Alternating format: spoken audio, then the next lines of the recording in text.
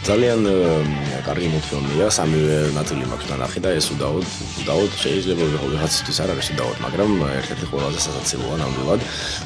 თან 3D-ში იქნება ამ ფილმის ჩვენება, რაც რა თქმა უნდა მეტად საინტერესოს გახდის ამ ყველაფერს.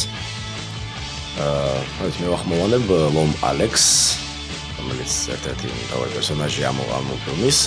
ძალიან საინტერესო პროცესია ეს ყველაფერი, ამას პირველად ვაკეთებ, როგორ გამომივიდა ამას, რა ვიცი, საზოგადოებაში აფასებს და მაგრამ ის შემიძლია ვთქვა, რომ ძალიან კარგი დრო გავატარე, ძალიან სახალისოა ყველაფრის გაკეთება, ძალიან საინტერესოა.